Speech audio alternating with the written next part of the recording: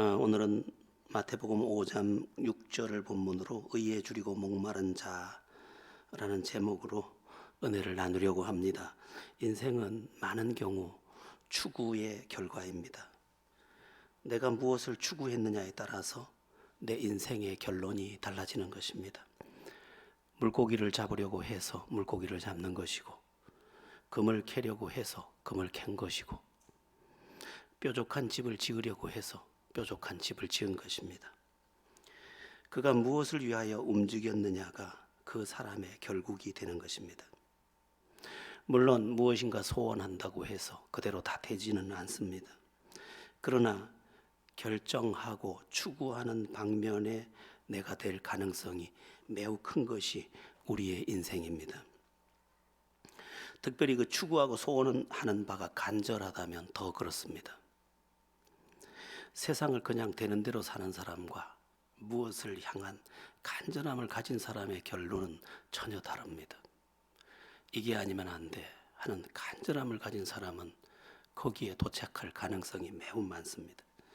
그냥 어쩔 수 없어 하면 그는 어쩔 수 없는 위치에 항상 살게 됩니다. 간절한 소원은 집중력을 가지게 하고, 간절한 소원은 지혜를 부르며, 간절한 소원은 장애물을 넘게 합니다. 그래서 간절하다는 것은 그가 무엇이 될 수 있는 가능성을 무척 많이 가졌다, 그렇게 볼 수 있습니다. 저는 세상의 그 어떤 성공을 말하려는 것은 아닙니다. 세상적 성공은 진정한 의미의 성공이라고 보기도 어렵습니다. 다만 무엇을 이루는 일에 있어서 간절함은 보편적 요소라는 것입니다. 간절하지 않은 사람은 거기에 도착할 가능성이 적습니다.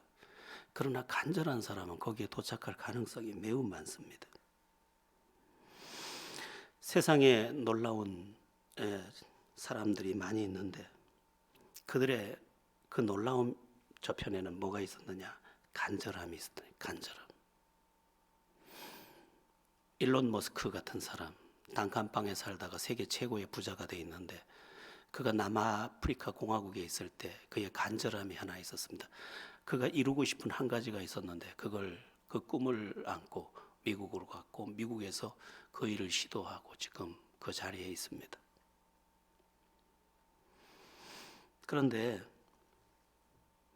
그것이 반드시 성공이라고 보기는 어렵습니다.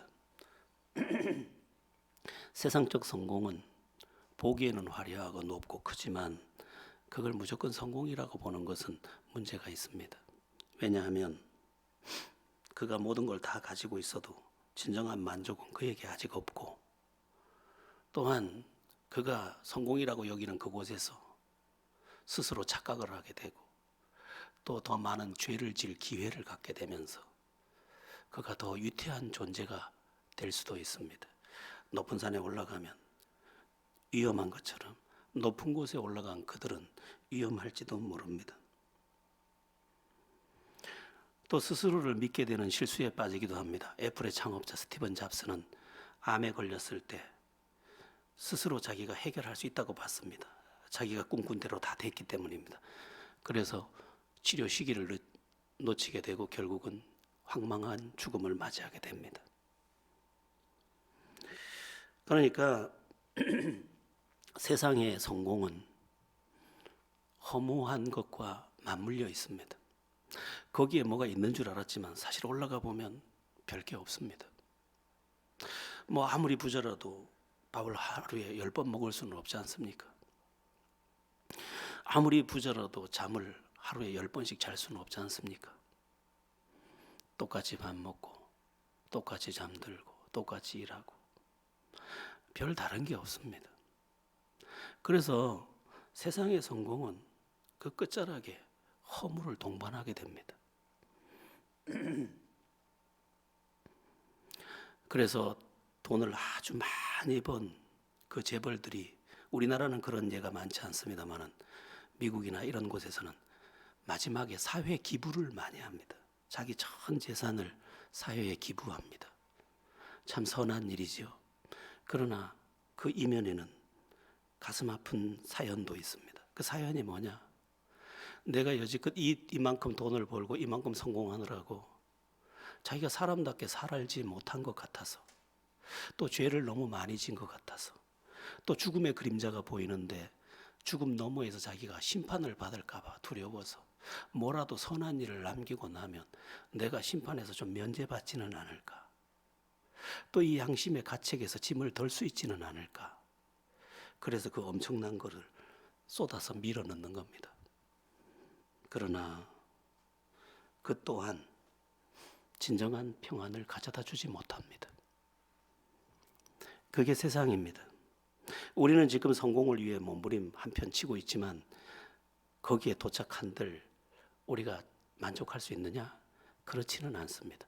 오늘 필요를 위해서 싸워야 하지만 우리가 욕심에 지배돼서는 안 될 것입니다. 그리스도인의 선한 추구는 다릅니다. 그리스도인들의 거룩한 추구는 나를 아름답게 하고 평안하게 하고 행복하게 하고 죽음 너머까지 안심하게 합니다. 제가 이번에 우리 최은희 간사님 어머니 장례식에 가서 그런 이야기를 했었습니다. 어머니는 두 가지 숙제를 다 했다. 하나는 사는 숙제, 또 하나는 죽음의 숙제. 인생에게는 두 가지 숙제가 있는데 살아야 한다는 숙제와 죽어야 한다는 숙제가 있는데 그 문제를 다 풀었다. 여러분, 크리스찬이 아니고는 죽음의 문제를 풀 수 없습니다. 그런데 그 크리스찬으로서의 그 간절함, 그것을 오늘 본문이 우리에게 요구하고 있습니다. 의에 줄이고 목마른 자는 복이 있나니. 이 목마르다, 이것은 갈증이 좀 나네, 물 한 잔 먹었으면, 이런 갈증이 아니고 한 방울의 물이 없으면 죽을 것 같은 그 지친 목마름을 말합니다. 정말 물을 간절히 원하는 상태.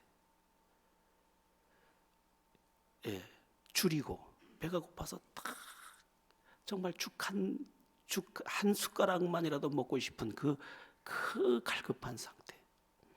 그 상태를 의에 줄이고 목마른 자다, 이렇게 말했습니다. 그러니까 의에 대해서 정말 간절한 사람, 그가 복이 있다, 이렇게 말씀하는 것입니다. 그렇다면 오늘 본문이 말씀하는 의가 뭘까?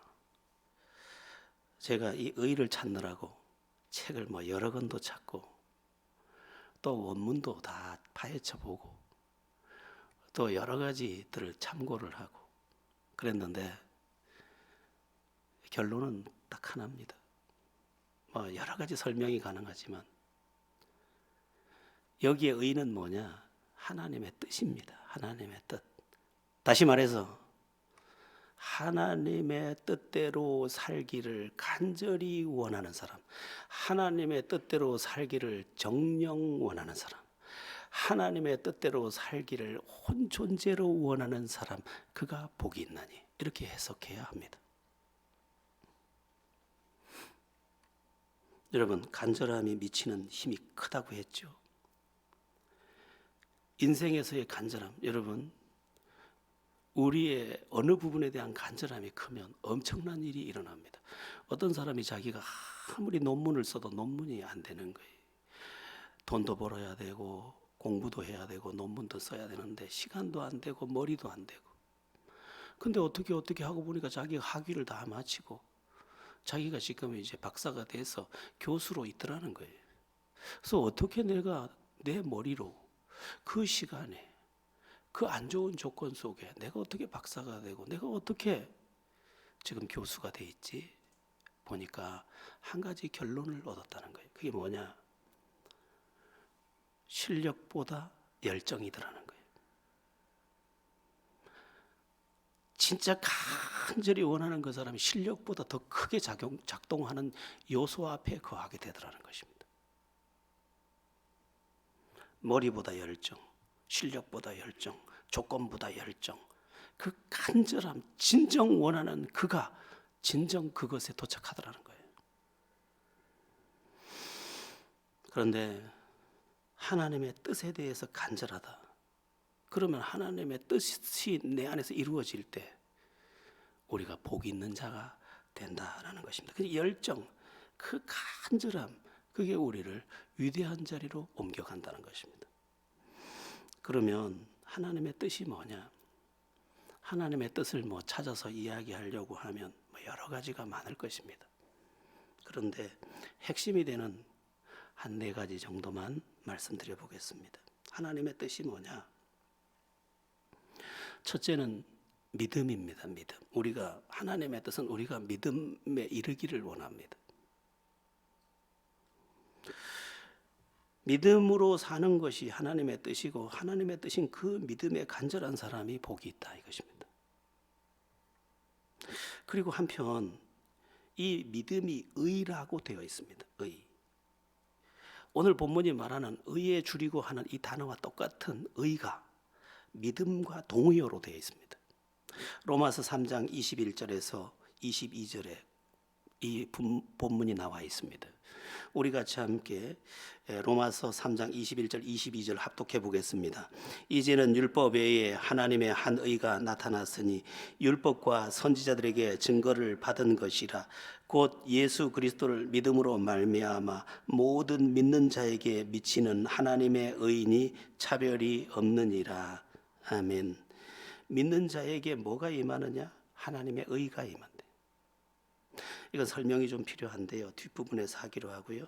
믿음은 곧 하나님의 의가 된다고 분명하게 말씀하고 있습니다. 그러니까 믿음의 사람이 되기를 간절히 원하는 사람은 의의 사람도 되고 믿음의 사람이 되기를 간절히 원하는 사람은 하나님의 뜻을 구하는 사람이 되기도 하는 것입니다. 진정으로 믿음의 사람이 되기를 간절히 원하는 그 사람이 하나님의 뜻을 이룰 사람이라는 것입니다. 그럼 왜 믿음에 대한 간절함을 가진 사람이 복이 있을까? 믿음 안에서 이루어지는 여러 결과들 때문입니다. 믿음은 단지 믿습니다로 끝나지 않습니다. 진짜 믿는다면 그 믿음에 파생되는 것이 아주 많습니다. 그 첫째가 뭐냐? 구원입니다. 믿음은 구원을 가져다 줍니다. 여러분, 우리가 어떻게 구원을 받습니까? 믿음으로. 어떻게 죄사함 받습니까? 믿음으로. 어떻게 응답받습니까? 믿음으로. 그러니까 가장 기본적인 요소가 되는 그 믿음이 우리에게 가져다 주는 혜택이 많은데 첫 번째가 뭐예요? 구원을 갖다 줍니다. 구원.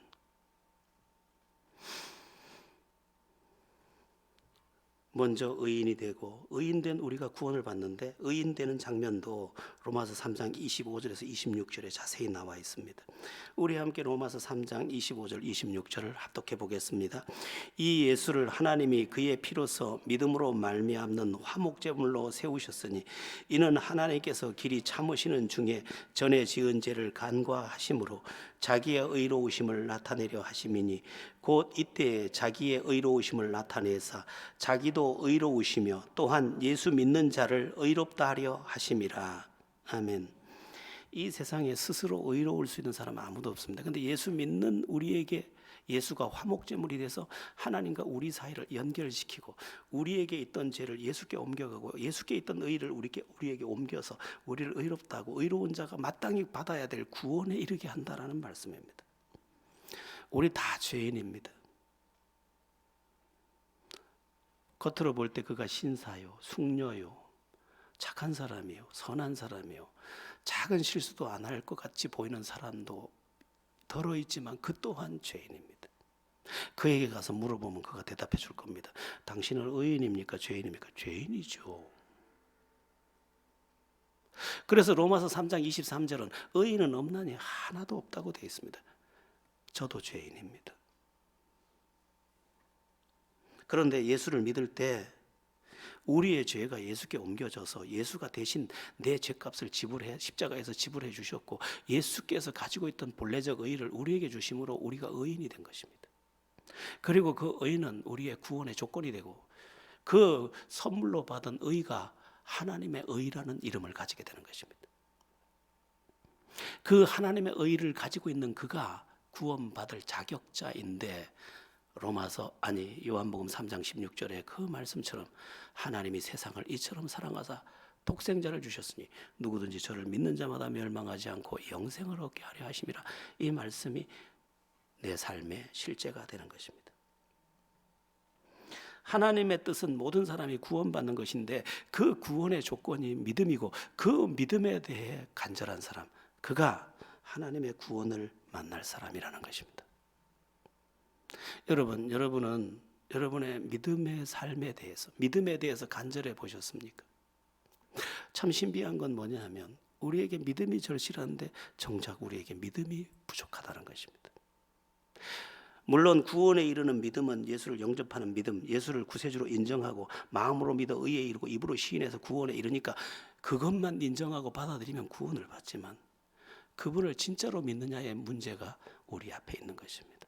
그래서 이 구원이 나에게 이루어질 수 있는 믿음에 대해 목이 마른 사람, 간절한 사람, 이것이 실제인 사람, 그가 복이 있는 것입니다. 왜? 그는 구원받을 것이니까.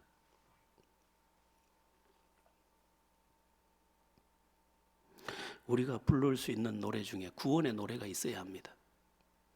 구원의 노래가 내 가슴에 흐르고 나야 내 인생의 평화를 맛볼 수 있습니다. 구원의 노래가 내게 없으면 내 삶은 너무도 비참합니다. 저는 가끔 하나님 앞에 이런 말을 뇌까린 적이 있습니다.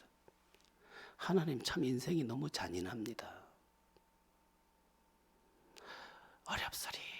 이게 송아지는 태어나면 1시간만 되면 일어나서 뛰고 걷고 막 그러는데 사람은 걷는 데만도 1년이 넘게 걸리고 말하는 데도 또 1년이 걸리고 배우는 데는 20년이 걸리고 그래서 겨우 졸업하고 겨우 또 취직해서 겨우 결혼해서 겨우 집장만 해서 겨우 사는데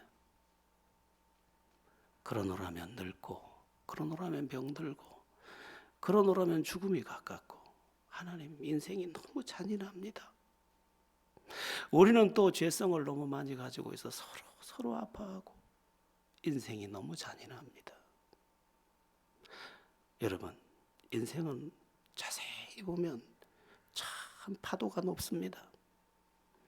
그런데 누가 위로를 받느냐? 구원이 가슴에 흐르는 사람, 믿음의 강물이 그의 구원이 된 사람. 그래서 출애굽기서부터 물론 창세기 12장부터 시작되는 더 올라가면 창세기 3장 15절부터 시작되는 그 구원의 물줄기가 오늘 예수를 통해 오늘 여기까지 여자의 후손으로 오신 예수 그리스도의 그 생명의 복음이 핏물로 우리 가슴을 흐르고 성령의 그 생수로 우리 가슴에 흐르면서 구원의 노래가 되줄 때라야 내가 살았구나, 의미가 있구나, 영원한 멸류관을 바라보게 되는 것입니다.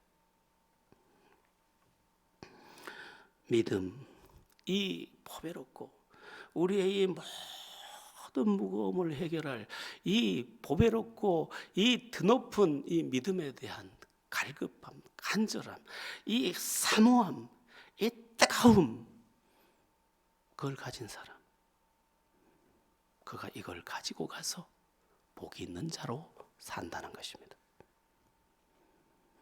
구원이 없으면 인생은 너무너무 불쌍합니다. 이렇게 하나님한테 따진 적도 있어요. 제가 옛날에 하나님, 인간을 흙으로 지으셨다고 했고 그 코에 생기를 불어넣으신 생명이 됐다고 했는데 왜 만드셨어요 저를? 아유, 흙이면 흙으로 두지 뭘 가져다가 만들어가지고 거기다가 훅 불어넣어가지고 고단한 길을 살게 하십니까? 그랬던 적도 있어요. 그런데 구원이 흐르니까, 은혜가 흐르니까, 생수가 흐르니까 그 물을 먹는 자는 다시 목마르느니와 내가 주는 물을 마시는 자는 영원히 목마르지 아니하리니, 내가 너희의 생수가 된다는 그 약속이 내게 실제로 흐르니까. 근데 그 모든 게 어디서 온다고요? 믿음에서 온다고. 믿음은 우리를 구원합니다. 뿐만 아니라 우리를 해갈시킵니다. 성령의 은혜를 불러와서 목마름을 다 그 배에서 생수의 강이 흘러나리라. 이는 성령을 가리켜 하신 말씀이라. 생수의 강이 흐르는 것입니다. 뿐만 아니라 믿음은 우리 삶 전반에 걸친 능력과 해결의 길이 됩니다. 히브리서 11장에 보면 믿음은 바라는 것들의 실상이요 보지 못하는 것의 증거니 선진들이 이로써 증거를 얻었느니라. 믿음이 소망했던 것을 여기 갖다 놓더라는 거예요. 바라는 것들의 실상이 원래 없었는데 물컵이 있었으면 좋겠습니다 하고 믿음으로 바랐더니 누가 여기다 갖다 놨더라는 거예요. 이게 실상이에요. 믿음은 허무한 이야기가 아닙니다. 믿음은 실제를 불러오는 귀한 통로입니다. 그래서 믿음으로 우리가 그 믿음에 대해 간절한 사람, 여러분 이렇게 믿음이 필요한데 가만히 보니 내게 믿음이 없어요. 그런데 그 믿음에서 온전해지기 위해서 간절한 사람, 그가 복이 있다는 것입니다. 히브리서 11장이 믿음장인데 거기 보면 여러 가지 믿음의 기적 이야기가 나옵니다.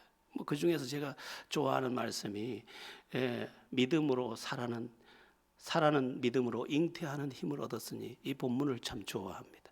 원래는 임신할 수 없는 여인이 그래서 자기 몸종을 통해서 아들을 낳기도 했었습니다.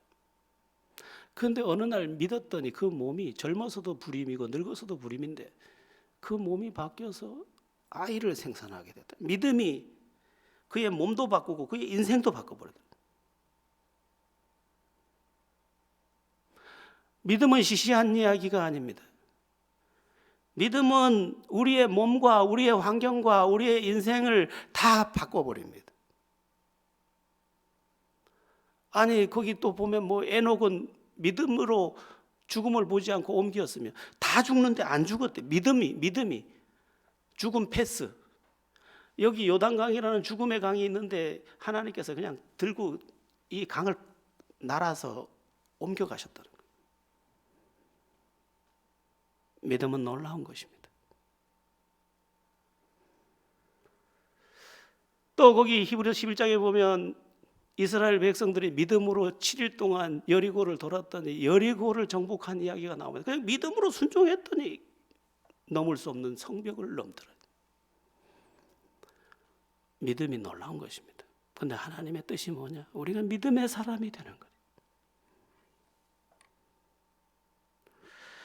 이런 이야기는 히브리서 11장 전체 12장까지 이어지는데 그 믿음은 믿음으로 나라를 이기기도 하고 칼날을 피하기도 하고 불의 세력을 멸하기도 하고 모든 것을 감당하더라는 거예요. 믿음이 이기더라는 거예요. 믿음이.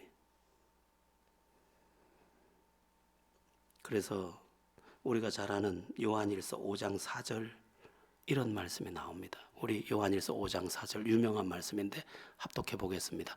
무릇 하나님께로부터 난 자마다 세상을 이기느니라. 세상을 이기는 승리는 이것이니 우리의 믿음이니라. 아멘. 세상에 눌리고 나 자신의 부족함에 눌리고 환경에 눌리고 몸의 약함에 눌리고 여러 가지로 눌린 우리가 무엇으로 이것을 이기느냐? 믿음으로. 우리가 부르는 찬송도 믿음이 이기네 주 예수를 믿음이 온 세상이 이기네. 그건 노래가 아니라 실제라는 것입니다. 그런데 왜 믿음에 대해 이렇게 간절하고 갈급한 겁니까? 믿음이 없는 거예요. 50%의 믿음이 필요하고 70%의 믿음이 필요한데 나한테 1%, 2% 목을 적실 만큼의 믿음이 안 되는 거예요.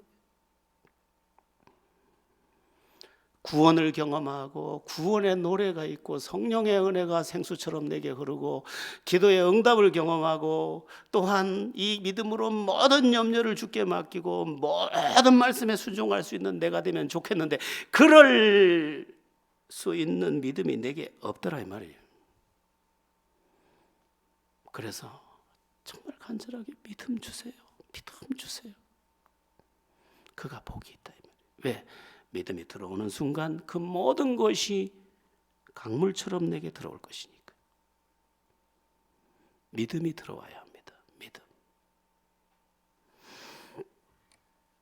여러분, 하나님의 뜻대로 하나님의 뜻을 구하는 것이 의에 줄이고 목마른 것이라고 했는데, 이 뜻의 첫 번째 믿음을 온전히 구해서 믿음 안에 있는 구원을 비롯한 여러 은총들을 풍성히 누리는 모두가 되기를 축원합니다.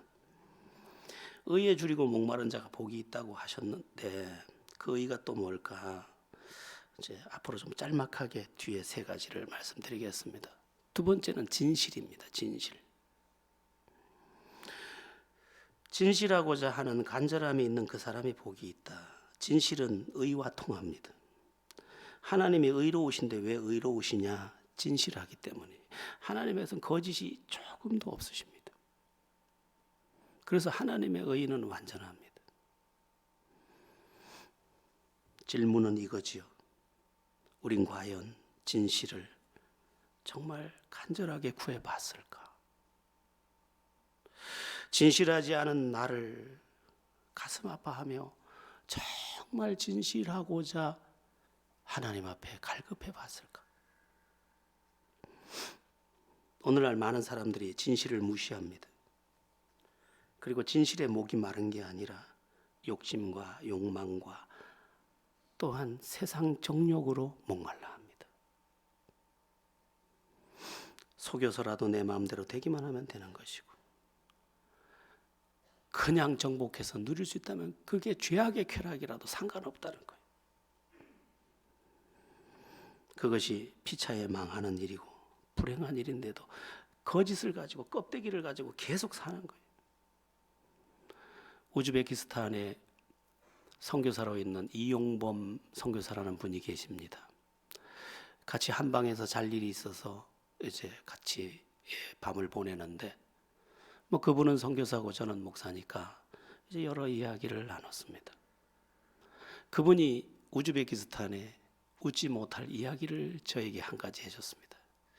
우즈베키스탄에서 고속도로를 건설하는데 고속도로에 필요한 재정이 국가에서 다 나갔는데 고속도로는 정작 안 닦였다는 거예요.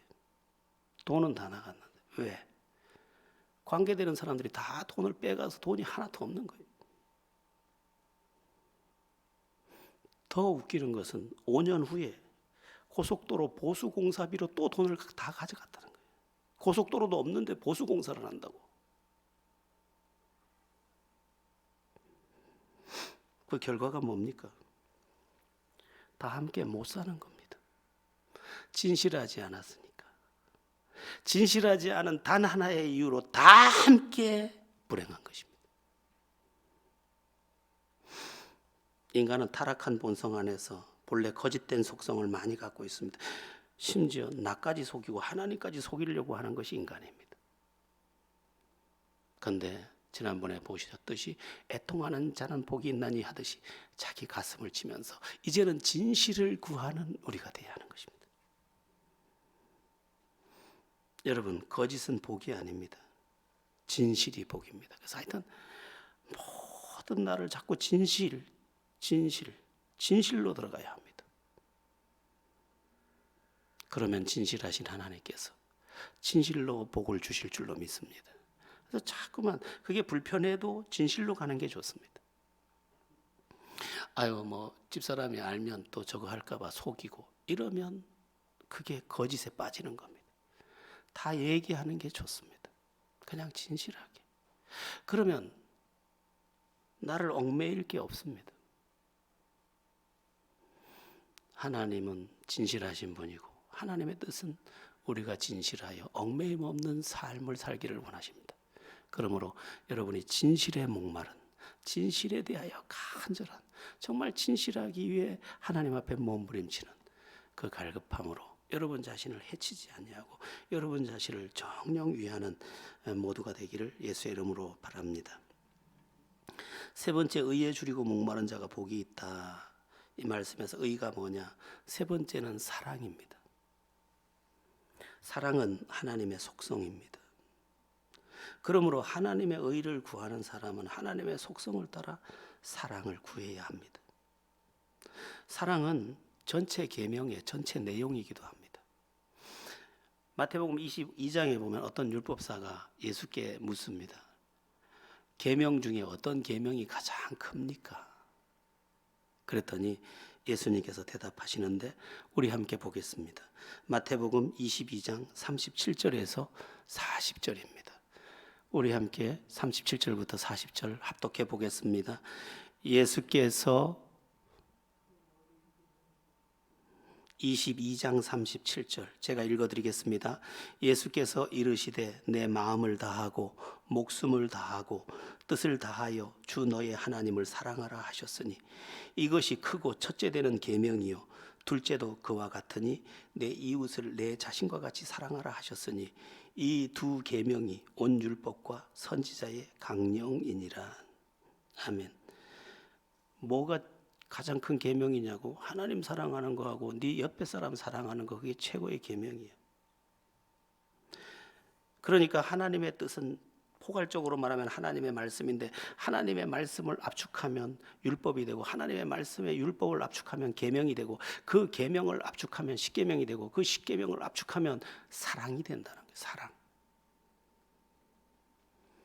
그런데 우리가 제일 못하는 게 뭡니까? 사실 저를 포함해서 사랑입니다. 사랑. 그 흔한 사랑의 이야기가 있지만 전부 병든 사랑이고 온전한 사랑을 우리가 하지 못하고 있습니다. 우리가 부르는 주일학교 찬양 중에 사랑은 언제나 버리는 것, 나를 버리고 너에게 주는 건데 이게 그렇게 힘듭니다. 말 한마디도 너를 위해서 하고 그러면 참 좋겠는데 그걸 참 못합니다. 줘야 되는데 주지 못하고. 그래서 나도 좀 주고 살 수는 없을까? 슬픈 마음으로 하나님 앞에 간절해서 주여 나도 줄 수 있게 해 주십시오. 나도 사랑의 사람이 되게 해 주십시오. 그것에 간절한 사람이 복이 있다. 우리는 타락한 존재들입니다. 그래서 오류가 많습니다. 그래서 받는 게 사랑이라고 여기는 오류가 심각합니다. 그런데 성경은 주는 자가 받는 자보다 복되다고 하셨습니다. 누가 옳을까요? 주님이 옳습니다. 그런데 이 옳은 주님의 말씀을 정복하기 위해 간절해 본 적이 별반 없습니다. 우리는 매일 억울합니다. 전도서에 신비한 말씀이 하나 있는데 함께 한번 읽어보겠습니다. 전도서 11장 1절입니다. 함께 합독해 보겠습니다. 너는 내 떡을 물 위에 던져라. 여러 날 후에 도로 찾으리라. 아멘. 참 신비한 말씀이죠. 떡을 왜 물에 던집니까? 이 떡이라는 말은 떡을 말하는 것은 아닙니다. 우리가 벽시 있죠. 벽시. 쌀 거두는 벼씨. 예전에는 논이 이렇게 만들어져 있지 않고 얕은 물가에다가 벼를 심었는데 심는 방법도 지금처럼 이렇게 모내기를 하는 게 아니고 씨를 흩뿌려 놓으면 거기서 싹이 나서 거기서 열매를 거두니까 어떤 사람이 강가에다가 그 양식인 벼를 휘휘 뿌리니까 지나가는 사람이 보고 좀 먹을 걸 왜 강에다가 다 내버리지? 그런데 농부에게는 버리는 게 아니고 지금 심는 겁니다. 그 말을 하는 거예요. 남에게 베푸는 게 버리는 것 같지 아니야. 심는 거야. 저게 강물에 떠내려가는 것처럼 보이지 아니야. 잘할 거야. 던져라. 여러 날 후에 도로 찾으리라. 네가 지금 뭘 던지고 있냐? 네가 먹을 떡을 던지고 있다면 여러 날 후에 건질 거야. 주는 게 그렇다는 겁니다. 잊지 마세요. 이게 우리에게 얼마나 어려우면서 중요한 과제인지 모릅니다. 그래서 우리가 잘 아는 누가복음 6장 38절에서 주라 그리하면 주시리니 곧 후히 되어 흔들어 넘치도록 너에게 안겨주리라. 이게 주라.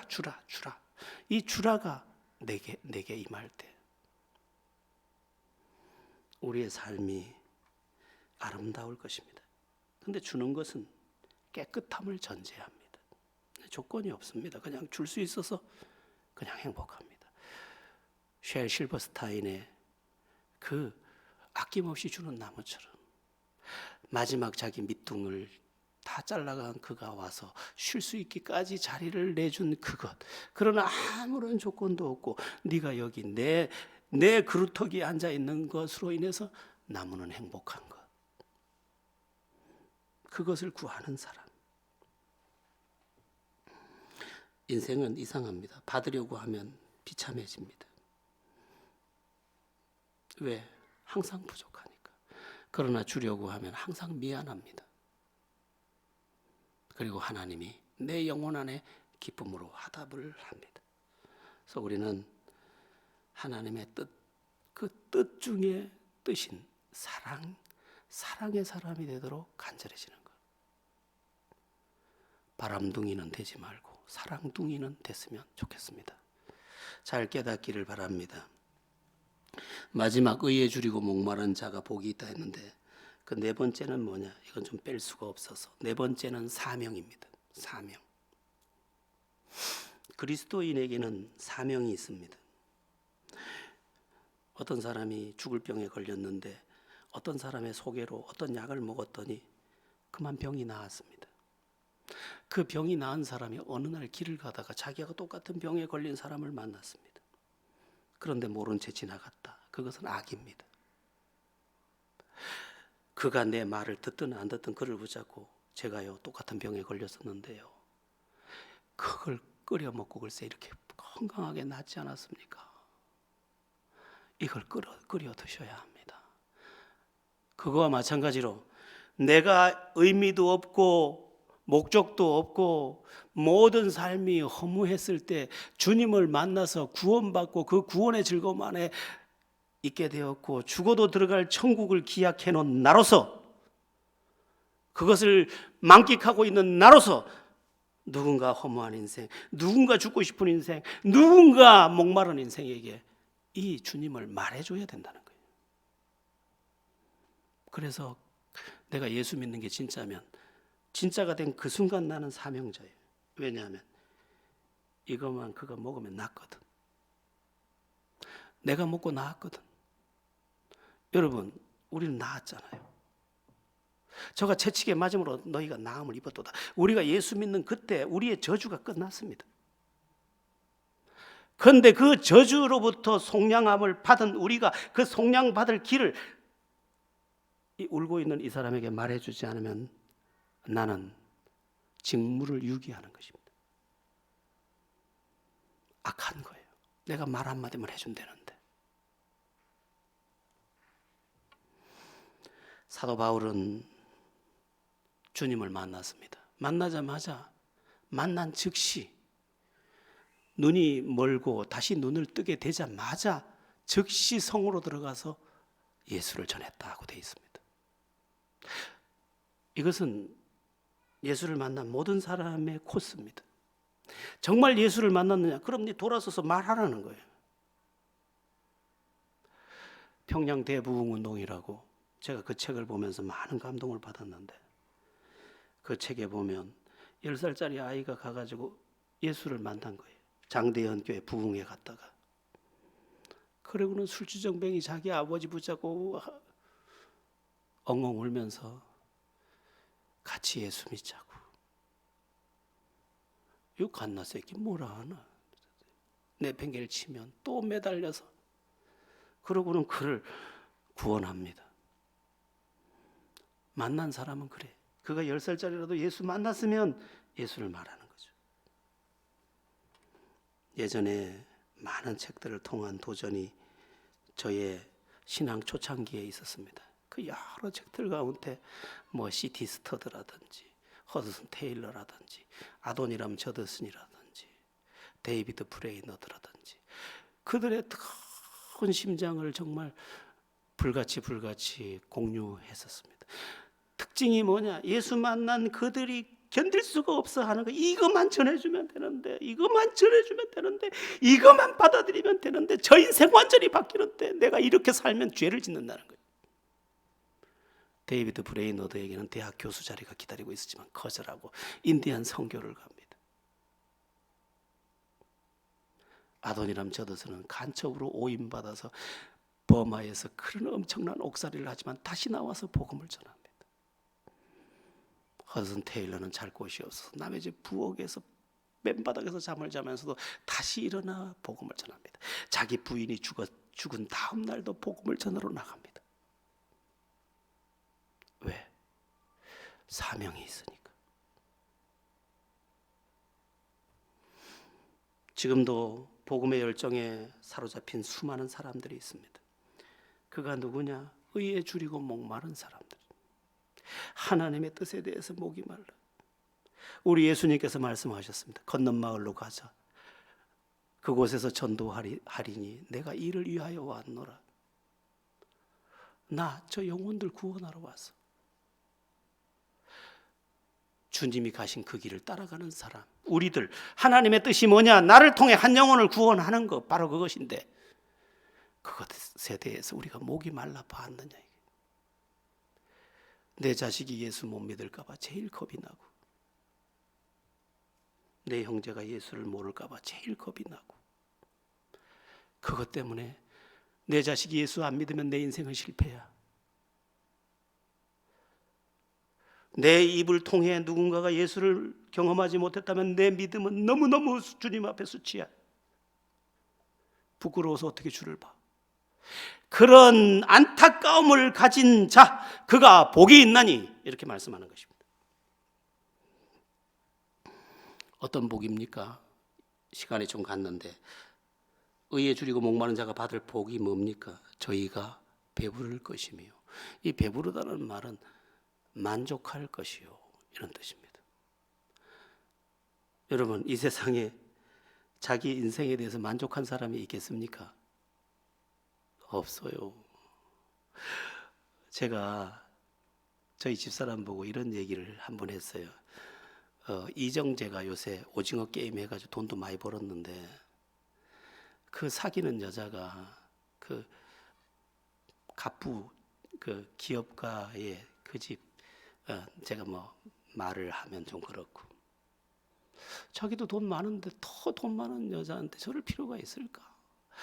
자기에게 잘 맞는 여자, 뭐 서로 사랑하면서 살 수 있는 그 사람하고 살면 좋겠는데, 인간의 욕심은 끝이 없는 거예요. 산소 같은 여자 이영애도 돈 많은 남자에게 20살 차이나 나는데 가는 거예요. 자기도 돈이 많이 버는데도. 인간은 행복의 나라로 잘 가지를 못해. 욕심의 나라로 자꾸 가는데, 그래 봐야 차지도 않습니다. 그런데 가져도 만족이 안 되니까 더 가지려고 갔는데, 그래도 만족이 안 되기 때문인 것인데, 의에 줄이고 목마른 자는 배부를 것이요, 만족이 될 것이요, 영혼이 채워질 것이요, 감사가 넘칠 것이요, 찬송이 넘칠 것이요. 여러분, 인간을 하나님이 만들 때 천하보다 크게 만들었기 때문에 세상 다 가져도 안 채워진다니까요. 그런데 의에 줄이고 목마른 자는 배부를 것이며 만족할 것이다.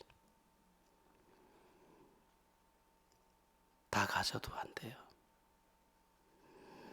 우리 모두 다시 한번 하나님의 뜻에 대해서 목이 마르고, 앞에 말씀드린 이 네 가지 내용에 대해 목이 마르고, 그래서 그 목마름이 해갈로 오면서 만족함이 되는 복을 누리고, 주님을 증거하면서 이 나그네, 이 짧은 인생길을 정말 내 인생이 아름다웠다, 아침에 있다 사라진 안개가 아니라 이 땅에 그 목적한 바를 이루고 내가 가노라 할 수 있는 모두가 다 되기를 예수의 이름으로 축원합니다.